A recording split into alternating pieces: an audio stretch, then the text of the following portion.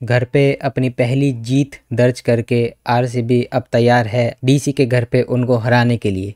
DC versus RCB top 2 की लड़ाई में बहुत ही इंपॉर्टेंट मैच आज शाम को 7:30 बजे अरुण जेटली स्टेडियम में आपको देखने को मिलेगा। वहीं कल शाम को दोनों ही टीम्स ने जम के प्रैक्टिस करी। आरसीबी की टीम प्रैक्टिस सेशन में बहुत ही तैयार नज़र आई, सभी प्लेयर्स ने प्रैक्टिस करी और फैंस काफ़ी जमा हुए थे अरुण जेटली स्टेडियम के बाहर अपने स्टार्स की एक झलक पाने के लिए। होम ग्राउंड भले ही दिल्ली कैपिटल्स का हो, लेकिन हमने देखा है आरसीबी जहाँ भी जा रही है वहाँ पे आपको आरसीबी के फैंस नज़र आ रहे हैं। आरसीबी का जिस तरीके से फॉर्म है, प्लेयर्स और फैंस दोनों ही काफ़ी एक्साइटेड नज़र आ रहे हैं। अगर दिल्ली वर्सेस आरसीबी की बात की जाए तो दोनों ही टीम्स काफ़ी अच्छे मैचेस खेल के आ रही हैं। जहाँ पे दिल्ली कैपिटल्स ने लखनऊ के अगेंस्ट कमबैक किया था, वहीं आरसीबी जो एक होम कर्स उन पे लगा हुआ था, इस सीज़न एक भी मैच घर पे नहीं जीते थे, तो वहाँ पे एक थ्रिलिंग मैच में राजस्थान को हरा के वो इस मैच में आ रहे हैं। वहीं अगर कुछ की बैटल्स की बात की जाए तो Virat Kohli versus Mitchell Starc एक काफ़ी अच्छा हेड टू हेड बैटल देखने को मिल सकता है, क्योंकि विराट कोहली का जो एवरेज अरुण जेटली स्टेडियम पे है वो T20s के अंदर 60+ का है, तो इसी को वो कंटिन्यू करना चाहेंगे। और एक और काफ़ी तगड़ा स्टैट है कि फिल सॉल्ट और विराट कोहली दोनों में से कोई भी आज तक कभी मिचेल स्टार्क का शिकार नहीं बने T20s के अंदर। आरसीबी फैन तो यही चाहेंगे कि ये रिकॉर्ड बरकरार रहे, वहीं पे दिल्ली चाहेगा कि एक बढ़िया शुरुआत मिचेल स्टार्क उनको करके दे पावर प्ले के अंदर। हम जहां बात करें विराट कोहली के डोमिनेंस की अरुण जेटली स्टेडियम में, वहीं पे केएल राहुल का परफॉर्मेंस अगेंस्ट आरसीबी बहुत ही फेमस रहा है। और पिछले मैच में भी जब बेंगलुरु में ये दोनों टीम भिड़ी थी तो केएल राहुल ने उसमें man of the match performance करके एक मैच विनिंग पार्टनरशिप करके ट्रिस्टन सब्स के साथ में मैच जितवा दिया था दिल्ली कैपिटल्स को। अगर नंबर्स की बात की जाए तो 741 रन्स केएल राहुल ने किए हैं आरसीबी के खिलाफ, वो भी 70+ की एवरेज से। तो ये बताता है कि केएल राहुल अपनी जो होम टीम है जहाँ से वो अपना डोमेस्टिक क्रिकेट खेलते हैं उनके खिलाफ हमेशा फॉर्म में नज़र आते हैं, तो आरसीबी को बच के रहना पड़ेगा।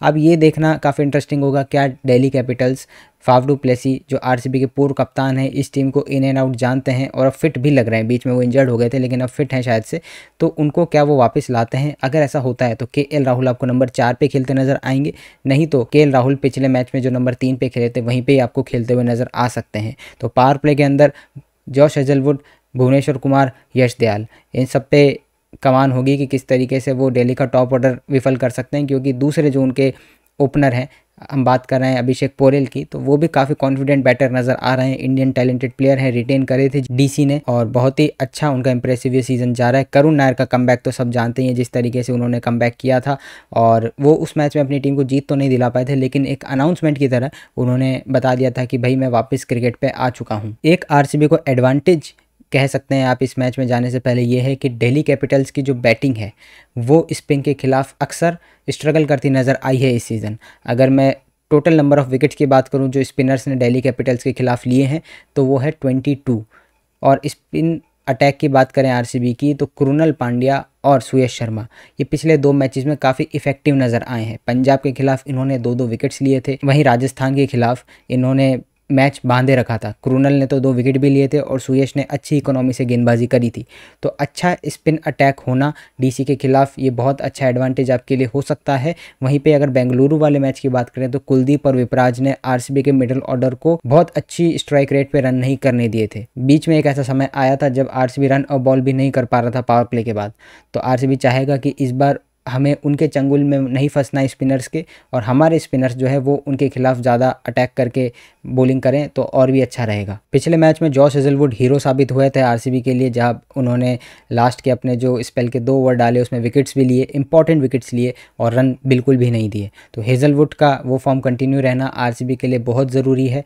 अगर चेंजेस की बात की जाए तो आरसीबी मुझे नहीं लगता कि कोई चेंज करेगा। आपको प्लेइंग 11 मिली हुई है, आपने देखा कि पूरे सीज़न आरसीबी ने कोई बहुत मेजर चेंजेस नहीं किए। सिचुएशन के हिसाब से आपने रसिक दर सलाम और सुयश शर्मा में चेंज किए थे शुरुआती मैचेस में, फिर आपने देखा कि लिविंगस्टन 7 मैच में लगातार फ्लॉप रहे तो उनको बाहर करके आप रोमारियो शेफर्ड लाए हैं। बैटिंग ऑर्डर भी मेरे ख्याल से काफ़ी आपको समझ में आ गया होगा पिछले 2 मैचेस में जब हम लिविंगस्टन के बगैर खेलें कि जितेश शर्मा नंबर 5 पे, टिम डेविड नंबर 6 पे और 7 नंबर पे रोमारियो शेफर्ड खेलते नजर आएंगे।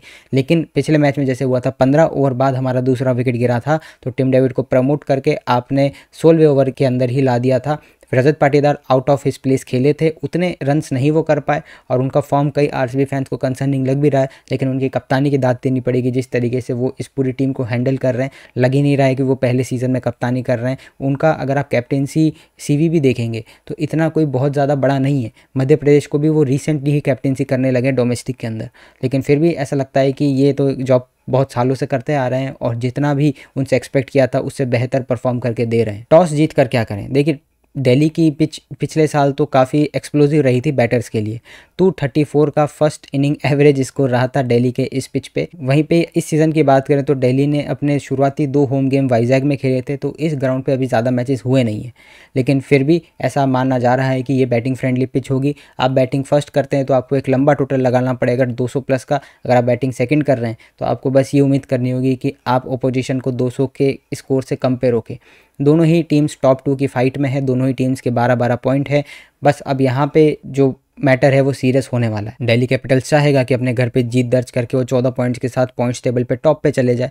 वहीं पे आरसीबी भी चाहेगा कि ये मौका तो उनके पास भी है, और आरसीबी के पास एक एक्स्ट्रा मोटिवेशन ये रहेगा कि बेंगलुरु में जब दिल्ली ने हराया था तो केएल राहुल ने कहा था ये मेरा घर है।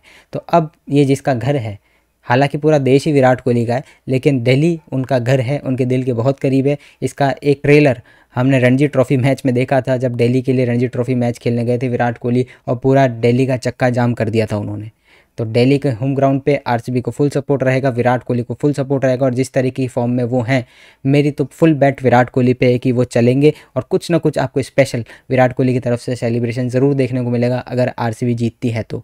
आप कमेंट में बताइए आपको क्या लगता है कि कौन सी टीम जीतेगी और उनके लिए मेन प्लेयर कौन साबित होने वाला है। मैंने तो बता दिया भाई कि आरसीबी के जीतने के मेरे को चांसेस लग रहे हैं, और विराट कोहली बहुत ही बढ़िया परफॉर्म करने वाले हैं इस मैच में। आरसीबी कैसे जीत सकती है? आरसीबी के पास ये चांस होगा कि आशुतोष की भी 2 पारियां अच्छी आई है, 5 से 6 उन्होंने इनिंग्स खेली अभी तक, उसमें उनकी 2 पारियां अच्छी आई है, लेकिन आशुतोष कुछ शुरुआत में बॉल्स लेते हैं अपने बैट को रवा करने के लिए, तो वहाँ पे आरसीबी चाहेगा कि आशुतोष का विकेट जल्दी लिया जाए।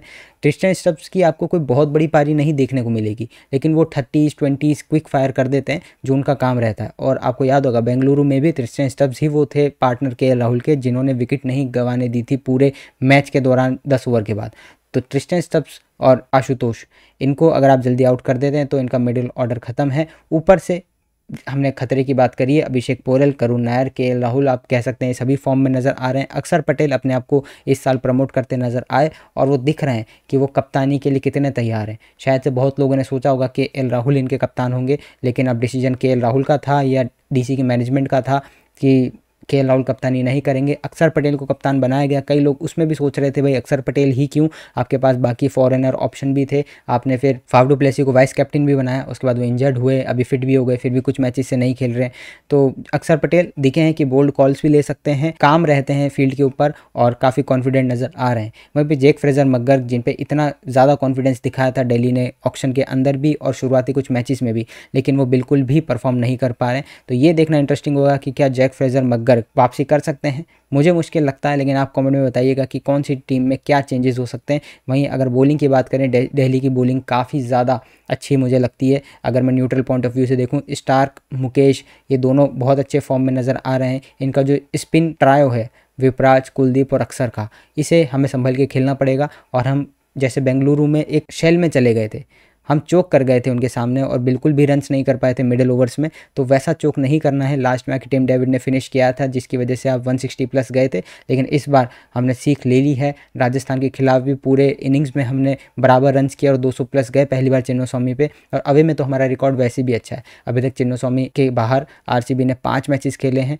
और 5 ही मैच में जीत दर्ज करी है। तो अब 6 on 6 करना पड़ेगा अगर आपको टॉप 2 में अपनी जगह बनानी है। और उसके बाद में आपके पास एक और टारगेट होगा, पहले तो प्लेऑफ में पहुंचे 16 पॉइंट के साथ, जो हम सीएसके के खिलाफ जीत दर्ज करके कर सकते हैं। और उसके बाद में जो हमारे मैचेस बचते हैं, जिसमें 2 लगातार लास्ट के 2 होम गेम हमारे पास है, तो उसमें आप जीत दर्ज करके टॉप 2 में भी जगह बना सकते हैं। तो शुरुआत आज से होगी जब दिल्ली कैपिटल्स के खिलाफ शाम को 7:30 बजे आरसीबी की टीम उतरेगी। आप अपने prediction, man of the match, playing 11 changes और फैंटेसी पिक्स, वो सभी के सभी आप डाल सकते हैं कमेंट बॉक्स में। और हमारे चैनल को सब्सक्राइब कर लीजिए सारी latest update, practice videos, team arrival, इन सभी चीज़ों के लिए। तो मिलते हैं आपसे आरसीबी की जीत के बाद, तब तक के लिए गुड बाय।